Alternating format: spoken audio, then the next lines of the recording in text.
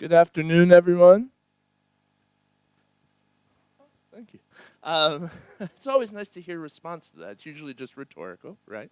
My name is Josh Eiler. I'm the director of the Center for Teaching Excellence here at Rice, and it is my great honor, actually, to once again be moderating this conversation between two of Rice's deans, which is the third and final event in the Scientia series that was organized by their planning committee as a way to capitalize on the important conversations about teaching and learning that were begun at the DeLange conference in October, and then to connect these discussions to the work that's happening at Rice.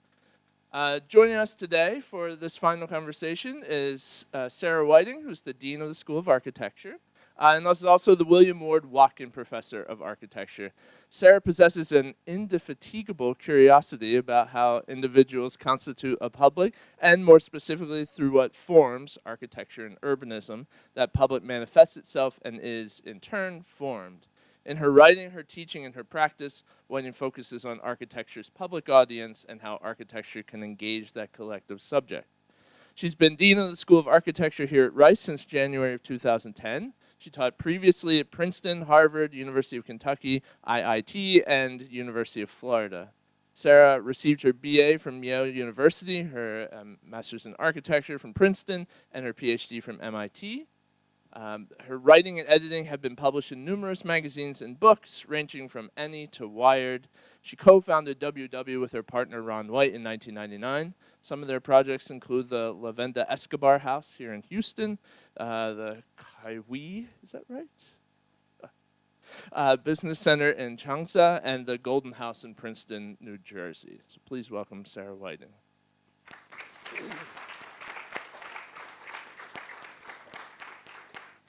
Also joining us today is Robert Yekovich. He's the Dean of the Shepherd School of Music and is the Elma Schneider Professor of Music here at Rice.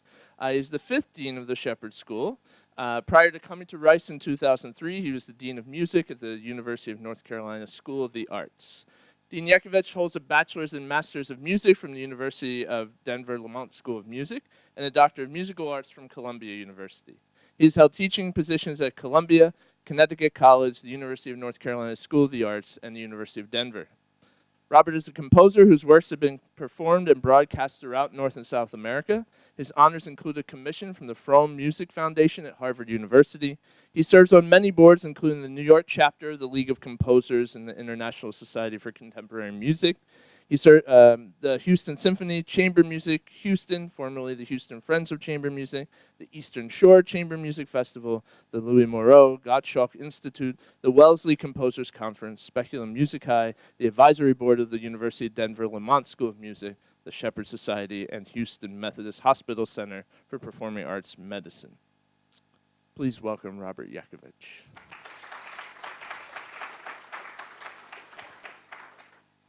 I'm going to talk about the contours of the session today in just a moment, but I'm especially excited for today's discussion in light of the fact that over the last several years, researchers in the field of the scholarship of teaching and learning have been recognizing that we haven't paid as much attention to the important insights of pedagogy in the arts as we should be. That those insights into the critique model, into the highly individualized nature of teaching in the fine and applied arts, are not just contained or confined by those disciplinary boundaries, but can actually be widely and I think broadly applicable to other disciplines as well. And now research is actually starting to delve into what happens in the classrooms in the arts and trying to replicate what happens in there in a wide variety of disciplines. So I'm really excited to hear the ideas that our two deans will be bringing up in terms of the teaching that's happening at Rice. The three questions that were set up by the planning committee that will guide and in some ways govern the presentations by the two deans today were, what are the challenges in terms of teaching that each school faces? How does technology speak to those challenges? And in what ways does the School of Architecture and Music, respectively, in what ways can they positively impact the teaching across the campus and beyond? So those questions will guide the presentations, but will by no means be exclusive to the content of these presentations. after both deans have presented, we'll turn it over for some Q&A with the audience. So first up is Robert Yekovich. Thank you, Josh. Can you hear me? I don't know if this is. Oh, no, I've got the. Okay. Well, Josh already articulated the three questions. I'm going to be speaking quickly, so forgive me because I have a lot of territory to cover. I've chosen to actually combine the first two questions in my presentation and leave the third question for our discussion period a little bit later. And I've decided to approach these first two questions just a little bit differently. So I'll be focusing my remarks on the challenges we face with regard to the impact of technology on the music profession, and to some extent how that has impacted on our educational approach. So the role that technology plays in various ways, in the ways in which we compose, perform, produce, record, many, many ways in music, the role of technology has grown substantively and rather dramatically. And I could devote an entire course to how technology has impacted the various areas of musical endeavor, but in the interest of time, I'm going to focus on a particularly impactful area of technology that has transformed how we perform, compose, and learn music. So the area I'm going to be focusing on is the advent and the further development of what we call virtual instruments. And for the sake of today's discussion, we're going to define a virtual instrument as a synthetic, computer-based instrument that functions and sounds very much like a traditional acoustic one, such as a violin or a flute or a piano. So let's listen to an example. This is a very short excerpt from a piece by the late, great Duke Ellington. And this is a virtual piano and a virtual string bass.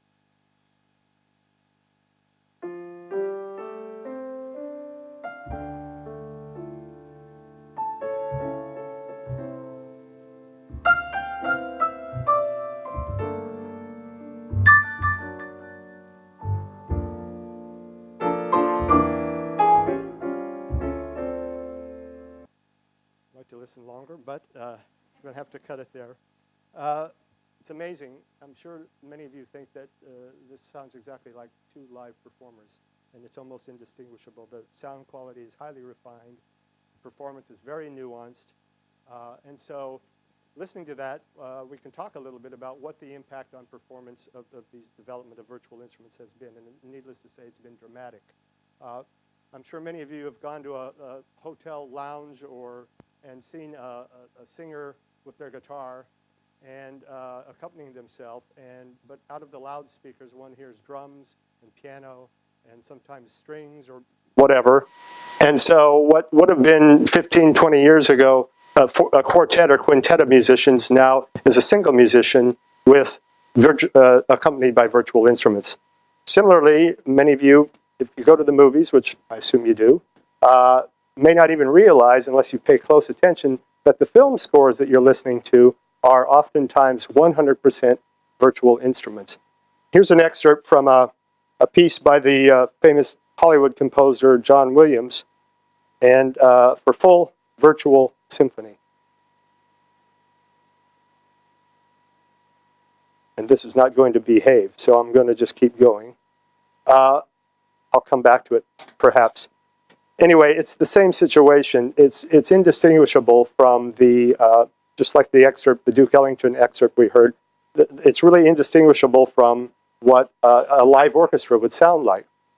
So one may ask, what is the impact or what the purpose behind this? Well, it's actually fairly simple. What drives this is economics. It's all about cost effectiveness.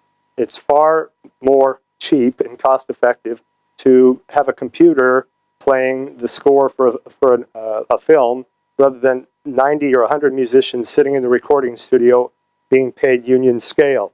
So this has completely transformed the commercial music market for live musicians. As a result, many musicians have had to adapt. And so what they've done is they've had to learn computer-based skills. They now know how to orchestrate, they know how to arrange, they know how to record, edit, and all in addition to learning how to play their instruments. So the impact on the performance and particularly commercial music industry has been really amazing. Similarly, in music composition, the impact there, again, transformative. when I sit down to write, say, a string quartet, 2 violins, viola, and cello, now I can sit with my computer, and every note, every measure I write, I press play, and I can hear it back in real time immediately on all 4 of the stringy instruments.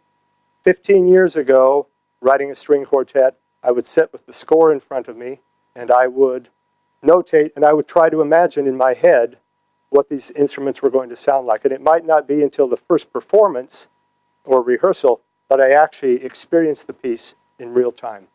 So it has completely transformed, again, composition. The way we compose, the way we teach composition. Students, when they go to lessons, they don't come in with just a score that they and their professor look at, but rather they come in with their computer. And whatever the piece has been scored for, that is played in real time. So the way the teacher reacts to the music, the way they orchestrate, everything has been changed as a result of these virtual instruments. The real interesting part, though, for me and for many musicians and composers about virtual instruments and, for that matter, electronically produced sounds, has been the way that they have broadened the palette of sound that we're able to work with as composers. And it has been increased 100-fold. And for, I'd say, the last 60 years or so, there's been a large body of music that's been written for so-called blended ensembles. And what we mean by that are a combination of acoustic instruments with either virtual instruments or electronically produced sounds that actually, in some ways, embellish or color the particular score, and they create a kind of hyper instrument or hyper ensembles. And here's an excerpt from a piece that actually I wrote. This is just a very short example from a slow section of the piece that was premiered last February, or actually the February before last. And this is a piece for a single pianist with virtual piano and some electronically produced sounds to sort of embellish or color the score.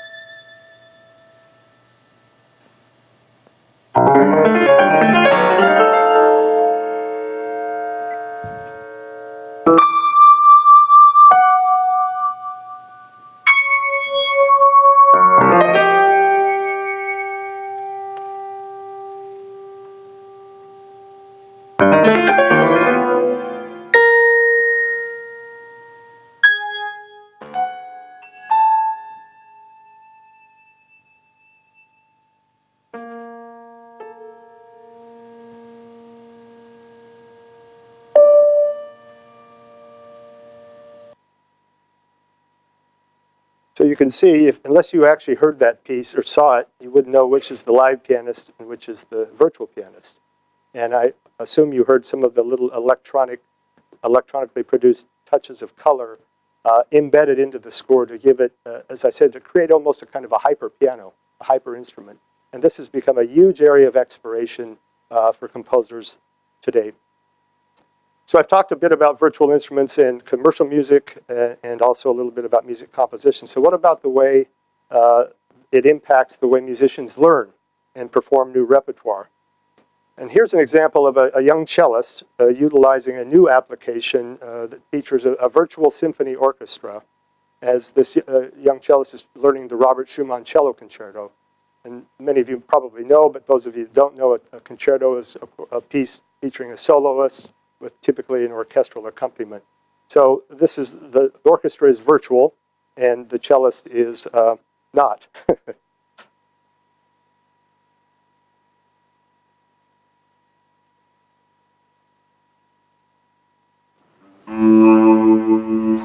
So I've been working on this piece, the Schumann Concerto, for a while now. I actually learned it for the first time about 4 years ago, but never had the opportunity to play it with an orchestra until now. cadenza lets me play it so that I can hear all of those subtleties of the orchestra, all the string moments, the winds and brass coming in, and feel like there's a weight behind every note that I play. And I hit something and boom, suddenly the orchestra's right there behind me.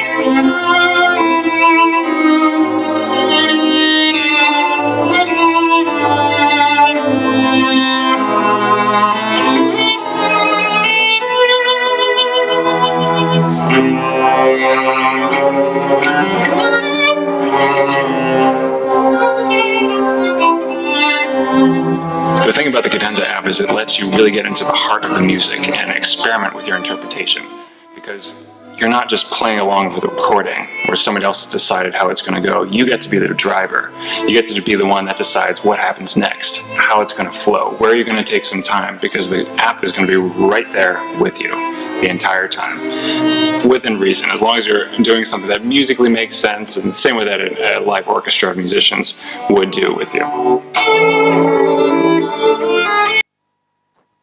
So, again, here you have a situation where the virtual orchestra is not only virtual, but it actually is able to follow the cellist and respond to him in real time. So if he slows down, the orchestra slows down with him. If he gets louder, it gets louder with him. So it's actually just amazing what how this has transformed the way we learn music. If you also think about it, typically students, young musicians, that they study concertos their entire life and sometimes never have the opportunity to play with a live orchestra in their entire life unless they win a competition or something special like that happens. So this is an opportunity for them to do something that is otherwise they may not have. It's not quite the same as a live orchestra, but otherwise they wouldn't have the opportunity maybe in a lifetime. So I would just propose that even with these technological advances, it still isn't the same as live. And while virtual instruments are amazing and have many uses for us in the way we compose and do other musical endeavors these days, they're still basically machines or machine-made. And while the sound quality is high, they're really only as good as the person that's actually controlling them. And so I brought along an excerpt to sort of prove my point. And this is an excerpt of The Real Thing. This is from a performance last February in the Shepherd School featuring one of our faculty pianists, John Kimura Parker. Many of you may know him as Jackie Parker. And being accompanied by the Shepherd School Orchestra. And this is a performance, the last part of Rachmaninoff's famous variations on a theme of Paganini. And this concert was actually done in preparation for our first ever, Shepherd School's first ever East Coast tour, and our debut performance last February at Carnegie Hall.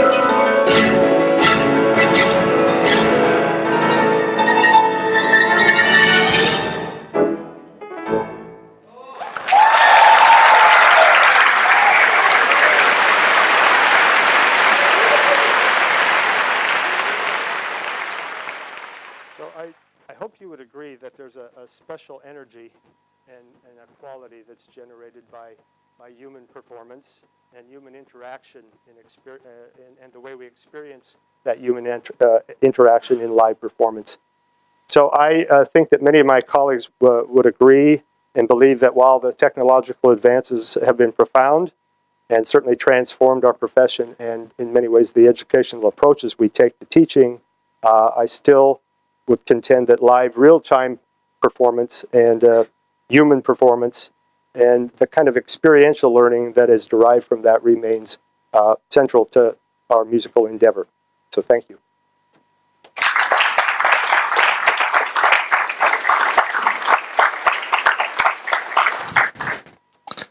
Thank you, Dean Yekovich. Next, I'll turn it over to Dean Whiting for her presentation. Afterwards, we'll have a short discussion and then some Q&A.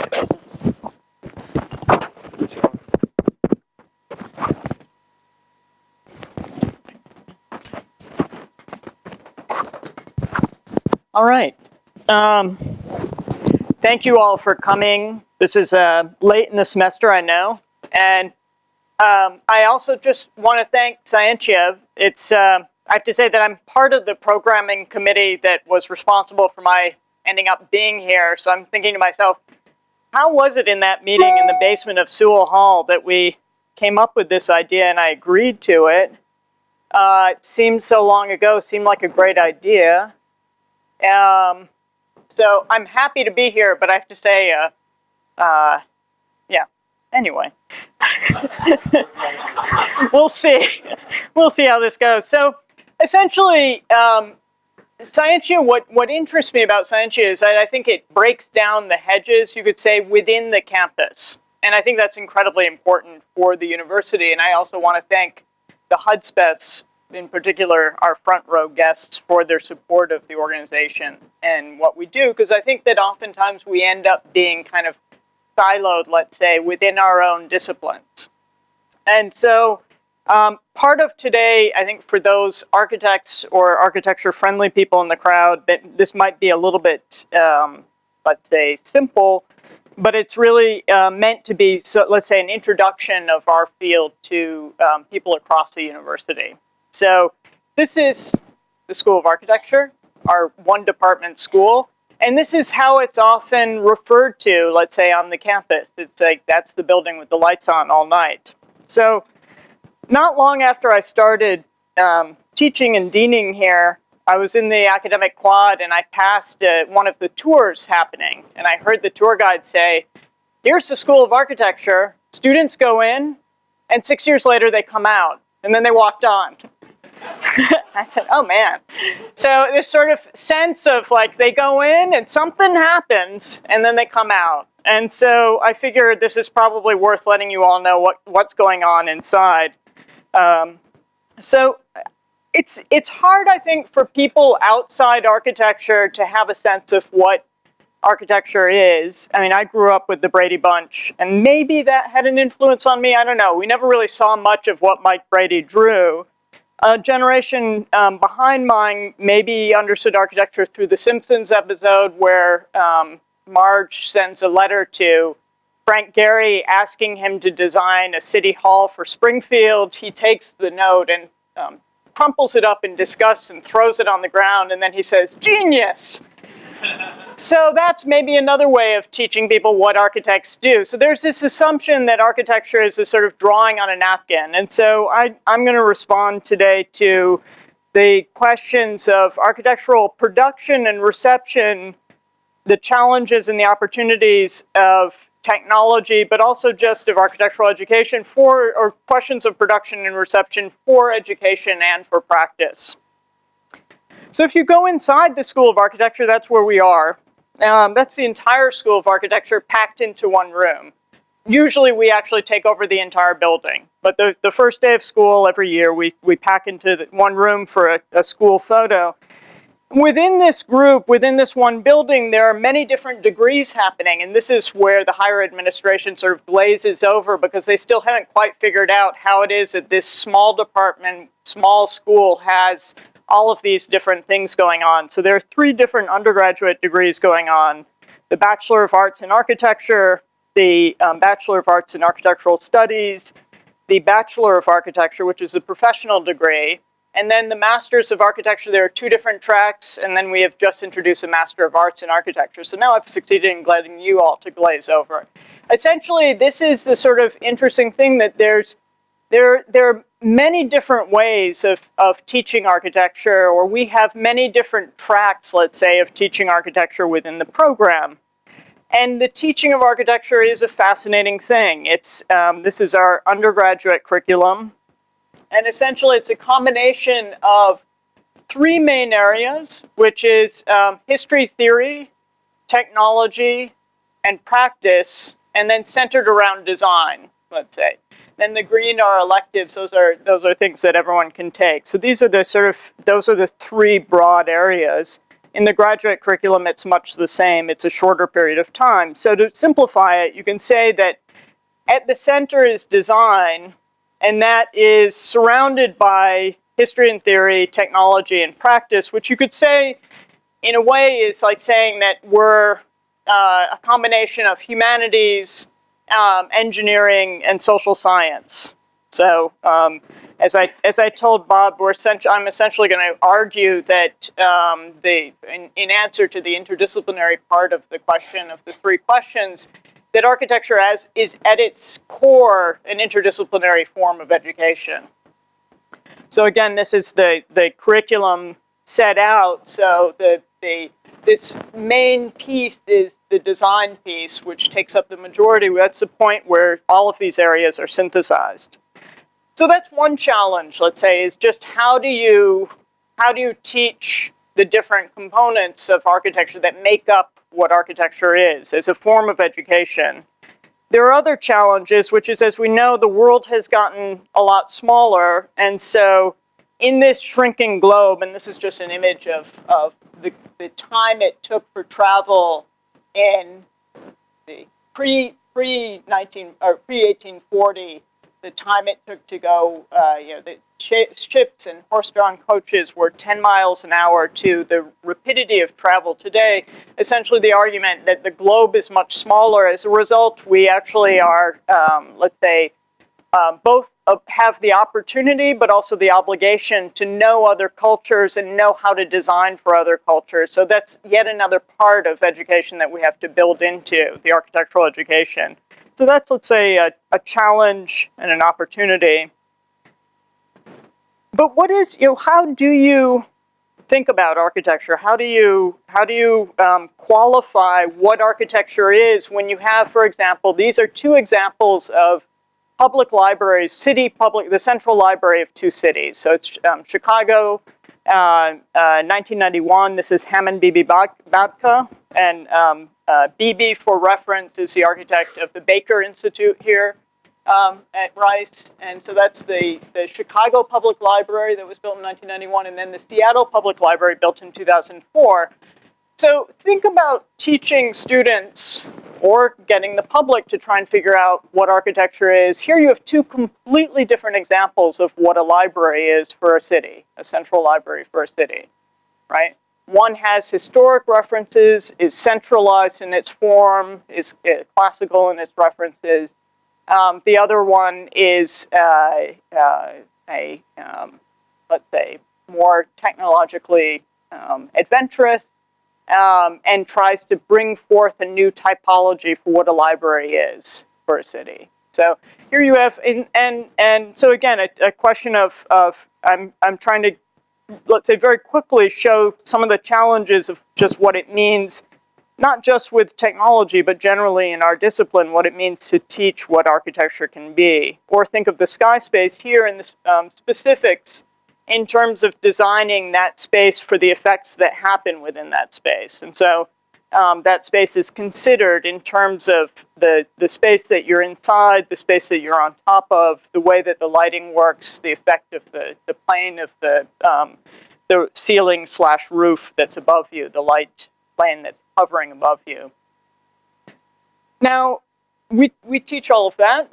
We aspire that we don't end up teaching this, right? So if you think, okay, so we all have a sense of what we want architecture to be. This is the majority of what is built around us, right? So this is, and this relates in part to, in Josh's introduction, my interest in the sort of public reception or public discourse of architecture, and the importance, let's say, of pushing for architecture, aspiring to create an environment that's a little more inspirational, let's put it.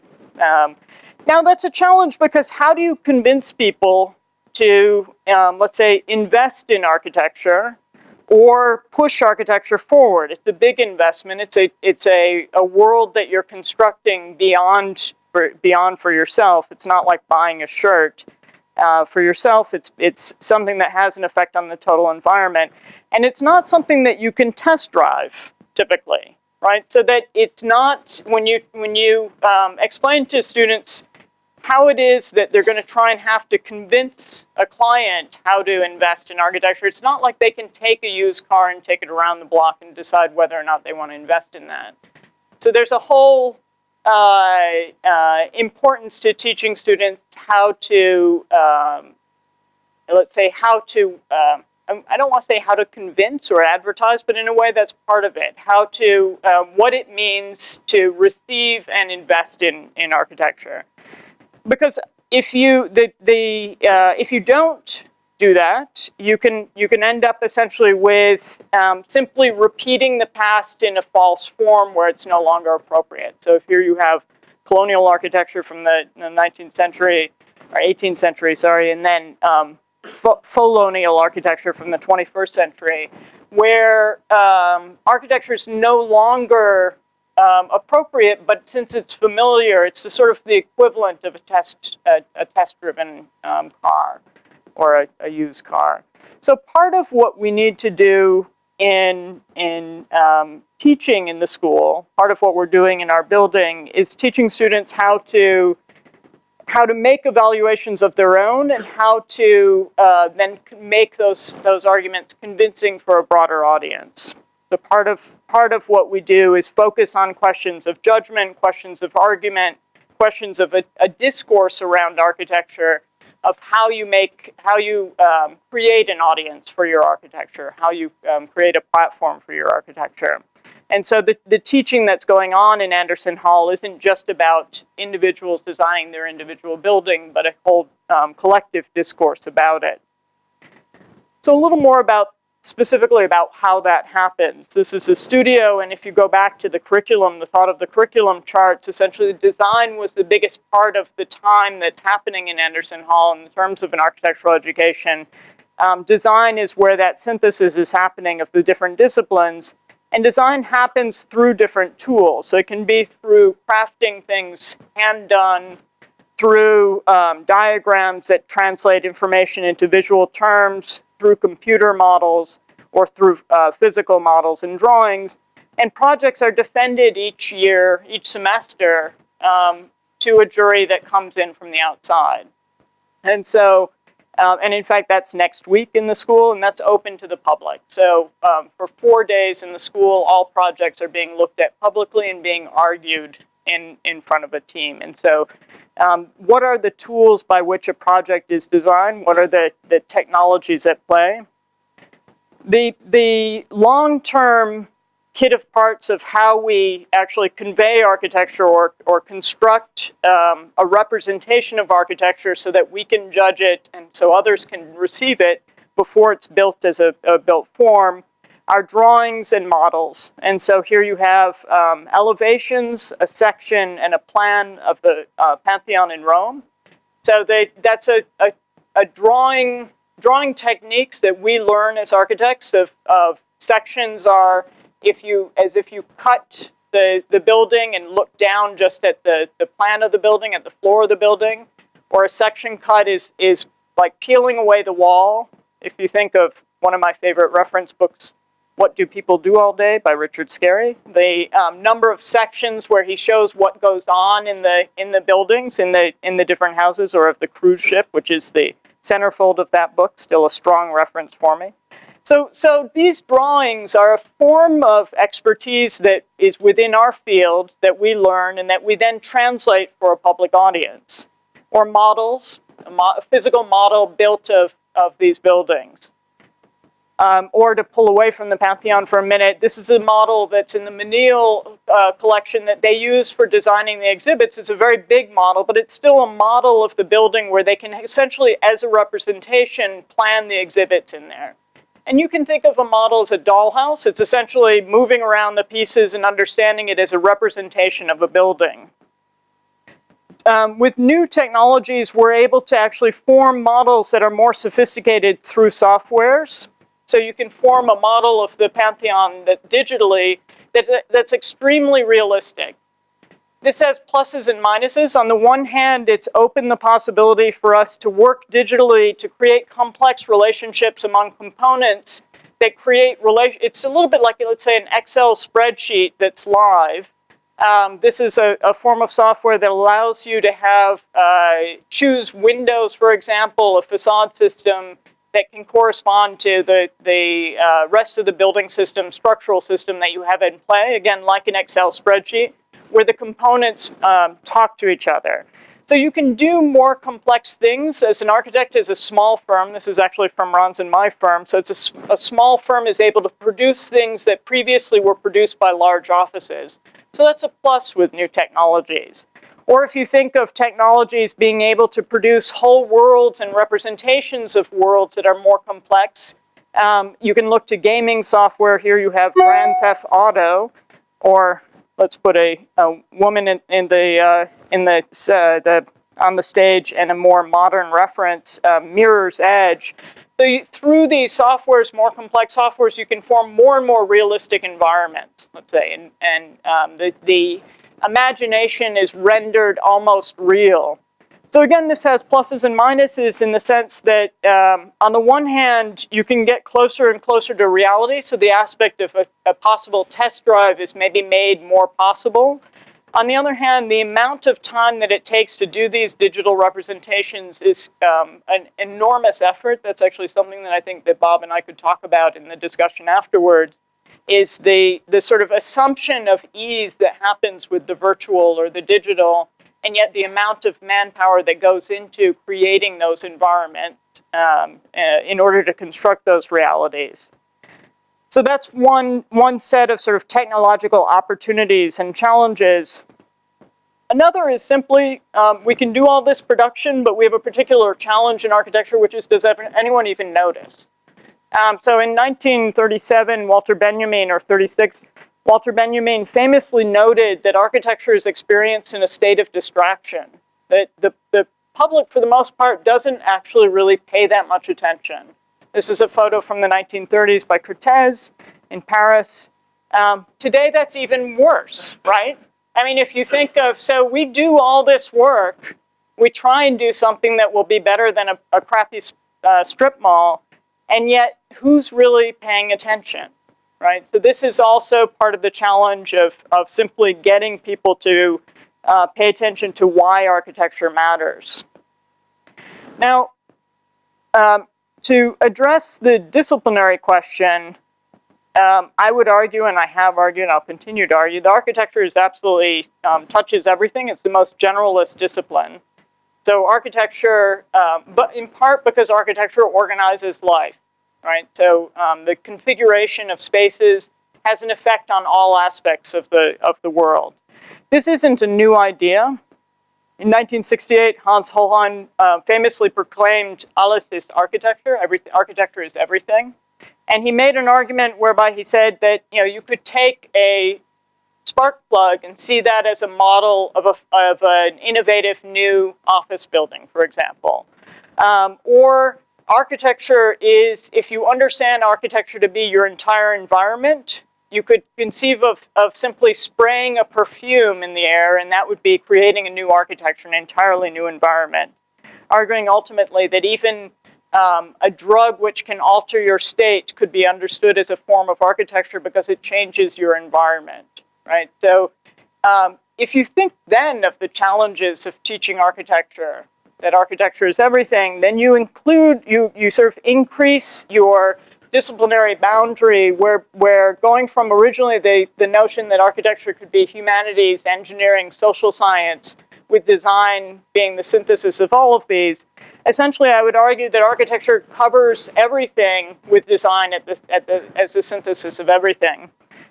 So just as a slight hubris, but also a sincere desire in seeing the sort of interdisciplinary need for this particular university to break the boundaries among the schools, that we're positioned in such a way that we really would like to see more people coming into the School of Architecture, more of our students going out of the School of Architecture.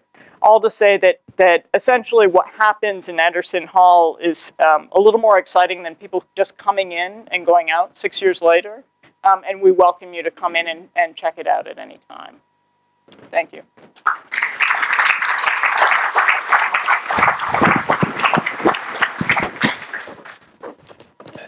I'll invite our two speakers to come to the table here, and we have about 15 minutes left, so I think maybe for the sake of time, I'll turn it over to Q&A, and maybe you can respond to each other in the course of the questions. Does that sound okay? Okay. Questions? This is not making me walk very far. Thanks. Excellent presentations. Really, really very interesting. Sarah, I was struck by the point you made about how one can't test drive the work of architecture, but was contrasting that with Bob saying that used to be true with compositions, but that now you can test drive them practically at the moment you're creating them. So I'm wondering how you see this moving going forward with technology.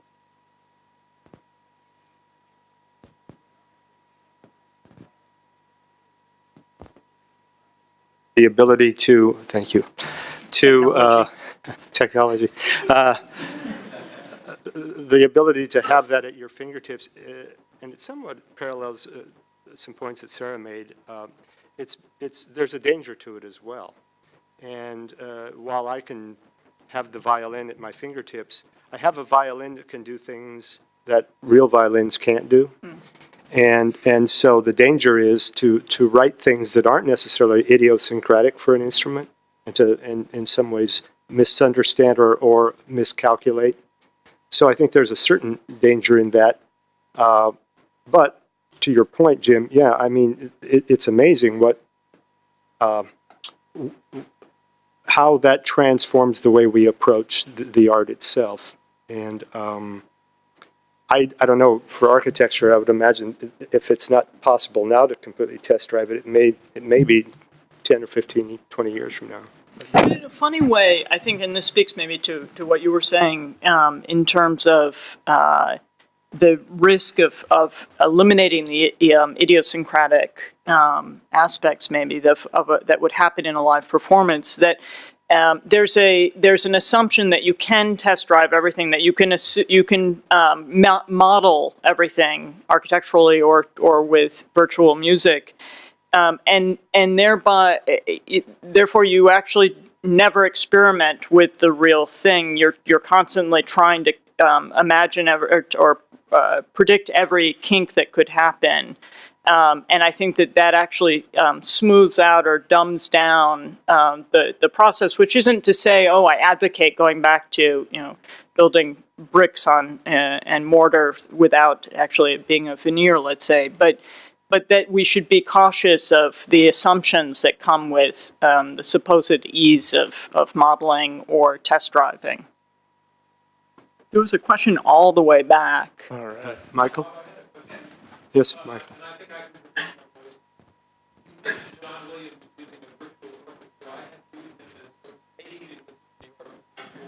Yeah. Right. Mm.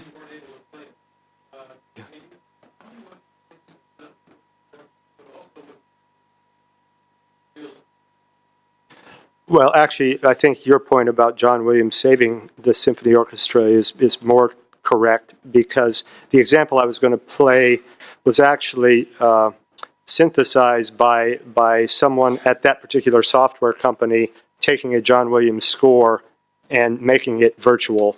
It wasn't John Williams himself. He's one of the few composers that still has the stature and credibility to sell to a producer what it's going to cost to use a full symphony orchestra and his films like Star Wars and things like that make enough money that they can afford it. But he didn't actually, Michael. That was not his. Yeah. You both touched on this tangentially, but I wonder what the effect is for two things. One, labor, and secondly, for serendipity. So, Bob, you mentioned the capacity now to displace an entire orchestra with beautiful music. And Sarah, you noted, or maybe almost lamented, the fact that you no longer had to have 50 people working in a shop to produce a really wonderful schematic of an architectural feature. So, where do you see the future for your students if they're A, displaced, and B, what about the serendipity that comes from the interaction of individuals working together or working on a common problem? Is that set to the side? or has it just become the vision then of a single artist?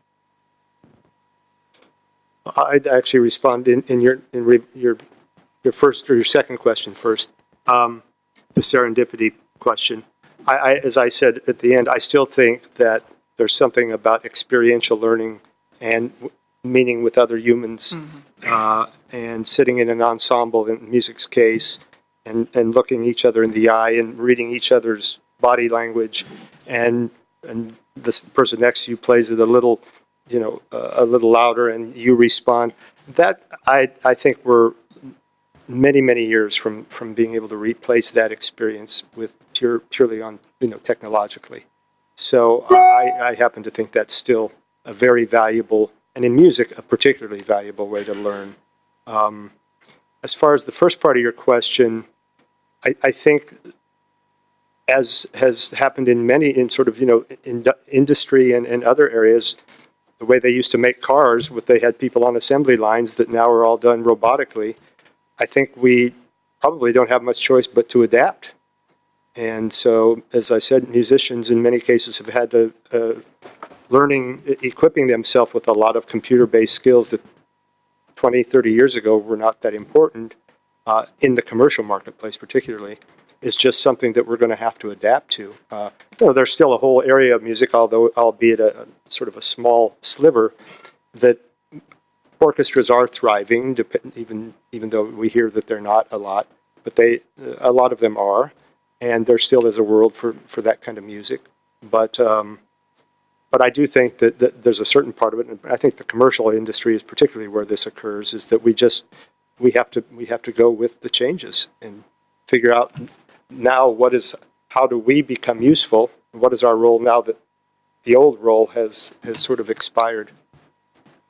I think it's actually a huge plus for us, the changes in labor, in the sense that, let's say, a small practice can compete with a big practice, and we have on certain projects, or, I think that the possibility of doing more synthetically and having more of an effect is fantastic. So I don't think that that's going to, I think that actually raises the opportunity as opposed to putting a lot of people out of work. Certainly with our students, I don't think we're training students to be designing stair treads. And so, the possibility of being able to produce more complex projects in a smaller shop, let's say, I think is increasing opportunities.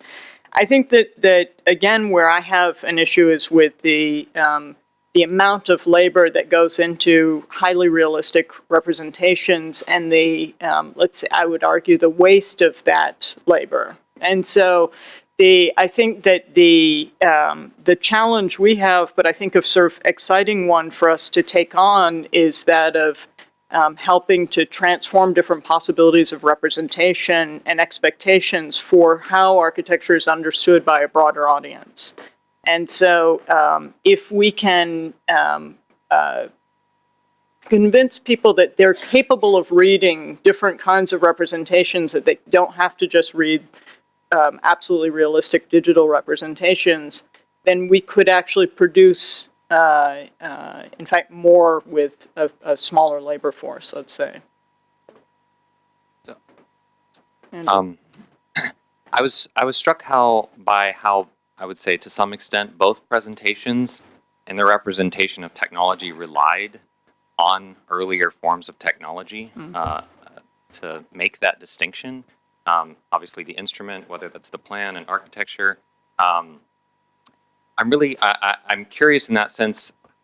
Maybe the question is kind of twofold. One, how do you know when the technology is useful to the discipline, perhaps, and how also, I mean, it's hard not to see the equivalence of technology in the two presentations, and that there is a shared platform that perhaps is maybe one way to distinguish the technology today from those earlier examples. Obviously, there's, well, that's not perfectly well formulated, but if you could comment on those two aspects, maybe perhaps there's a kind of potential in a shared platform, perhaps, that maybe didn't exist in the same way in the past. Actually, I think that's a helpful way of continuing an answer to Rick's question. I think that's helpful, Andrew, that the sense of the shared platform is also one that goes to the serendipity part of your question, because I think that there is actually more communication that can happen through certain new technologies and that sharing that that changes the or allows for a conversation to be happening as part of the production, a conversation that may include people all over the globe, right? So that's where the time basis and geographic constraints, I think, are overcome. So I think that's an important observation. Yeah, I would just try to respond to one part of your question about, if I recall correctly, how do you know when the technology is appropriate and I've actually, as you might have gathered, I've done a fair amount of work with electronic music and that sort of thing. But what's interesting to me is I don't think I've ever felt like I didn't know still what a real work of art in music was, whether it used electronics or it didn't, or it used virtual instruments or it didn't. So to me, it's still the technology is appropriate if it speaks to the artistic purpose and the sort of the quality of the work itself. And I just see it as tools, frankly, and which is a little different than what's happening when you do virtual film scores because it's cheaper. Right. Okay. But in the more creative and I think purely aesthetic sense, for me, there's never been a confusion in my mind where it starts or where it ends or anything like that. I don't know if that makes sense, but yeah. But it's in part that I think we did both present the earlier form and the more recent form. I think it's an interesting point to raise in that when thinking about our role at the university, to what extent do we maintain the older forms of technology in order to keep that discussion on the table as it is for us for the next generation? Or to what extent do we simply move on to new technologies and create that as a new base platform? And I think that would have, and I assume there are schools that have made that change of just saying, okay, we just move forward with things. I know in architecture there are. I would argue that it's very important to keep both on the table for a larger disciplinary discourse. I think that's a point of view.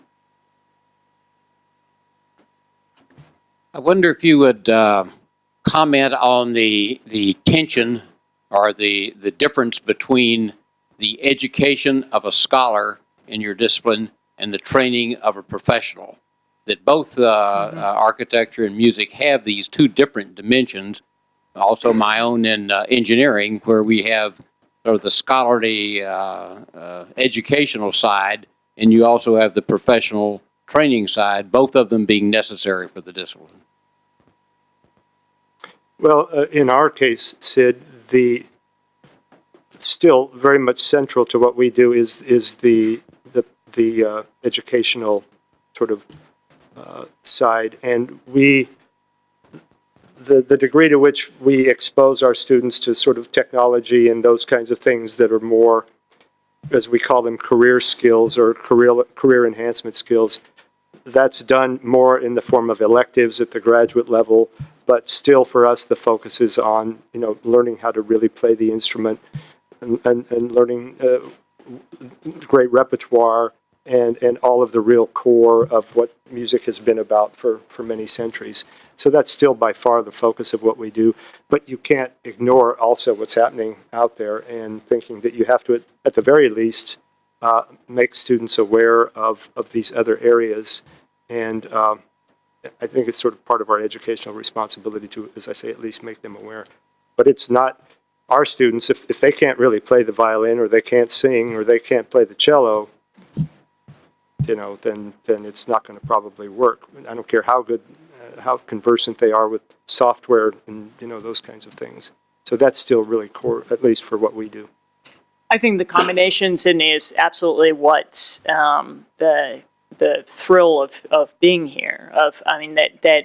It's precisely that intersection of the education and understanding architecture for me, I think music for Bob, as both a discipline and as a practice, and that ideally you're training practitioners who maintain an understanding of practice as a discipline and a broader, it's a broader approach to architecture than problem solving, but the ability to go out into the world and continue thinking in that way of a broader approach will help keep the world from becoming only those crappy strip malls that I showed. And I think that that's really the sort of luxury, let's say, that we have in our position. I would argue that's exactly what should be happening in all forms of education. So this is, I think, partly a response to the kind of problem-based or pragmatic-based education that higher education is moving towards. I'm all for having an effect on the world, and I think that's why I think architecture is such a wonderful discipline to be part of.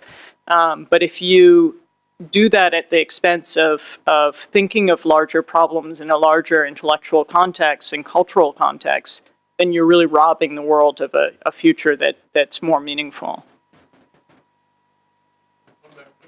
Also, Bob has a question. The question I have is for Sarah. It's the question of buildings in context. Mm-hmm.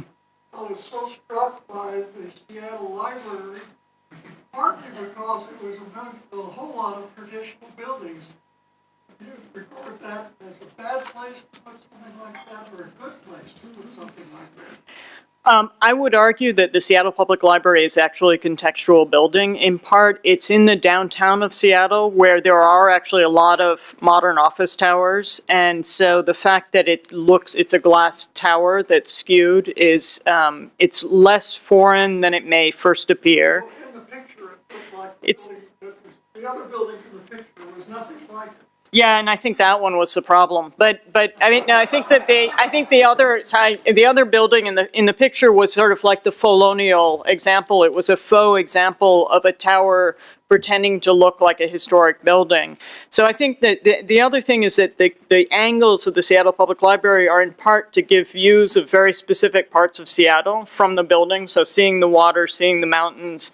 And so there's the skewing is partly deliberate as a very contextual response. How would you like that building on the Rice campus? I would love it. And I'm happy with having that be recorded.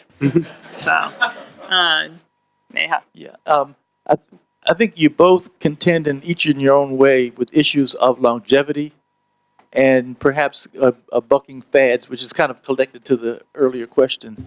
And how do you kind of deal with that, the issues of something that's going to fade into the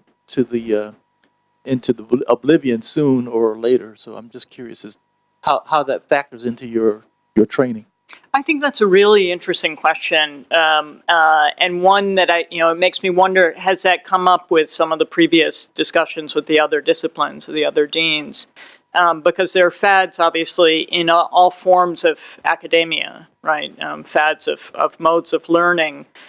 I think that's, again, goes back really to my answer to Sydney's question in terms of understanding a broader disciplinary base of knowledge so that you can situate an approach that may be very contemporary.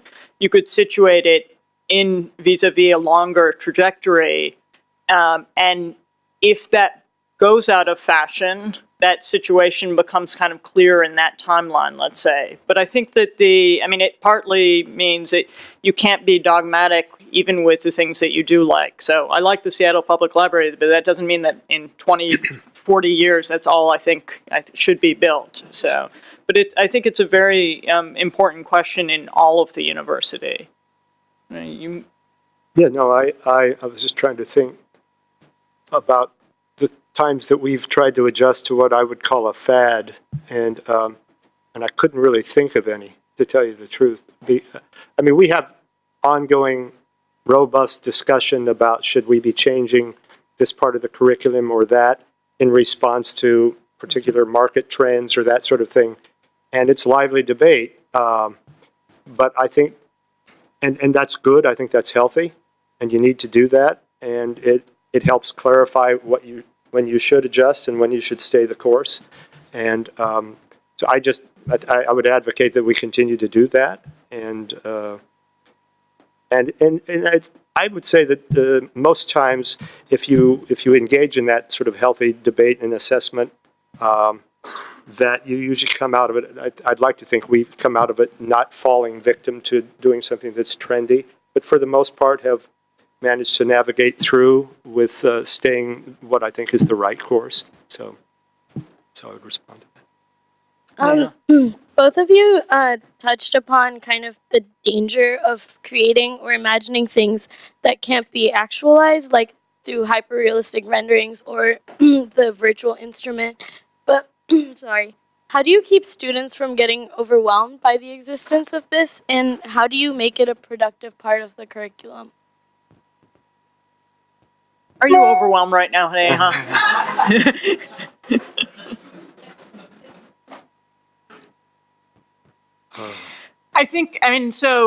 Yeah, architecture is everything. So how do we keep you all from being overwhelmed by the fact that we expect you to be aware that architecture touches on everything, right?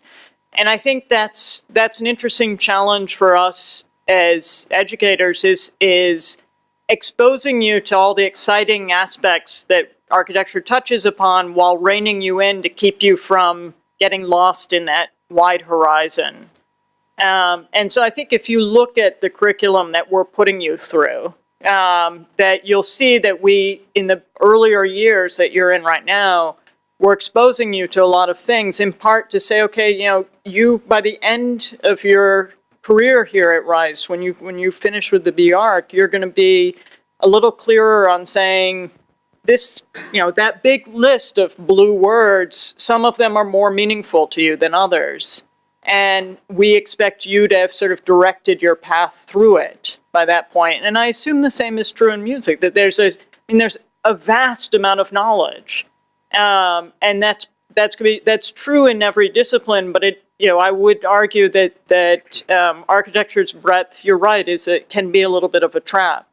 We keep you from going into the sort of endless loop of Googling further references. That's our job.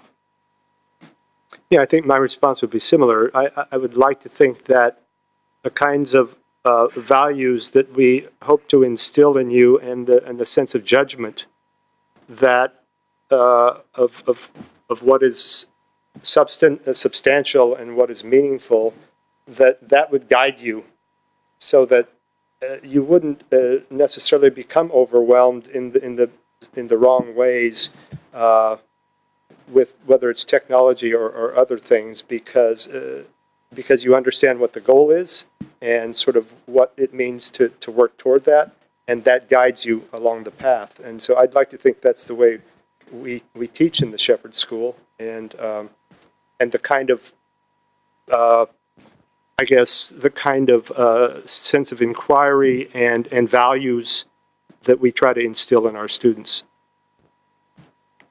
Sarah, did you coin the term Folonial? No, believe it or not, it exists. But I really love it.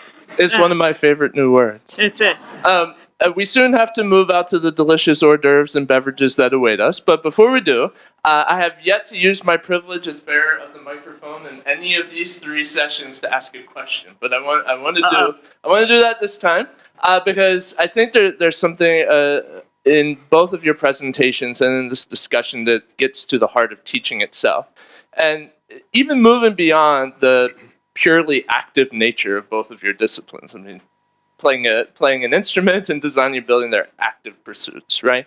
But I'm interested in the day-to-day roll your sleeves up kind of work that happens in your classrooms. And it strikes me that there's something about the heart of the teaching that happens in your disciplines that encapsulates active learning at its finest. For example, a critique model where students are building the nature of the content themselves, and a side-by-side instructor changing different interpretations of a student's performance. So I'm wondering if you could talk about what we might take from the kind of work that happens in your classrooms to come to some understanding of what teaching means, and what can we take from that to use to become more effective teachers?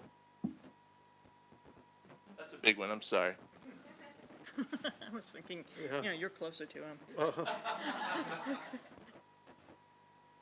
I would respond to that by saying, and not to get too far, but this is related to, you may recall that some of our undergraduates did a sort of, they did a committee formed to talk about what Rice undergraduates would like to see with regard to education at Rice and going into the future and sort of the kinds of experiences that they feel are valuable during their education here. And one of the areas that ranked very high on their list was experiential learning.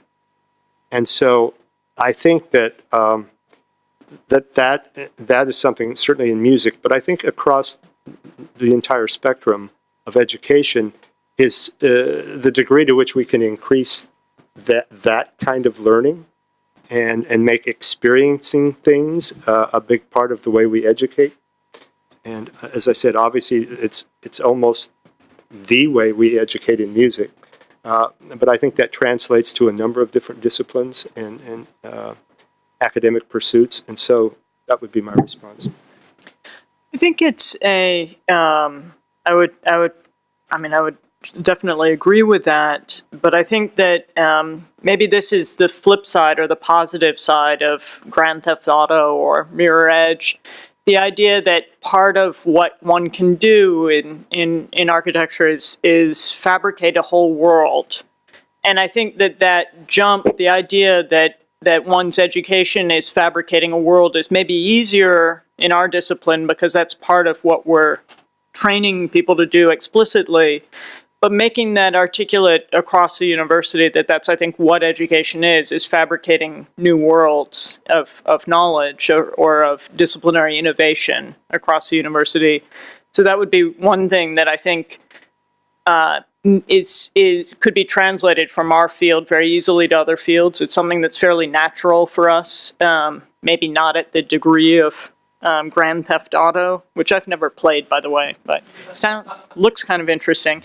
But I think that notion of fabricating a world is one thing. I think the other is the point that Andrew made earlier of the shared platform. I think is something that's very natural to our way of learning because you necessarily are constantly defending your work, whether in the jury or in the classroom weekly.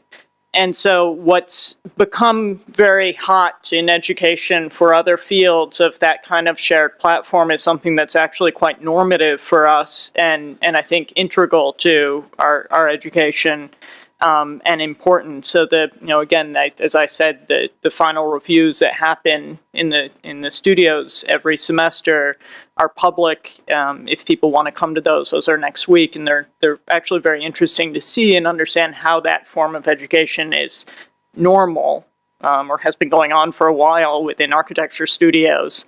And with that comes the notion that if you can't get someone else interested in what you're doing, then it's maybe not that interesting to pursue. So we are constantly forcing that defense of one's work. And again, in the university, I think that's important, is that there should at least be an audience of one other person that you can get interested in your work.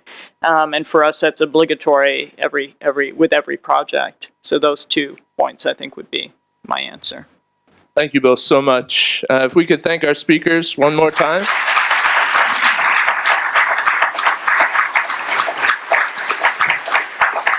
I would say one last thing, which is it's really nice to see this combination of, I would say, largely people from music and people from architecture. I'm a little, from the programming side of Scientia, I'm a little disappointed that this series has been always the pairing of the school audiences. And so I applaud those of you who aren't, John Hutchinson, Roland, thank you for coming, because I think it's really important to get people, or Bob, who aren't part of our 2 disciplines.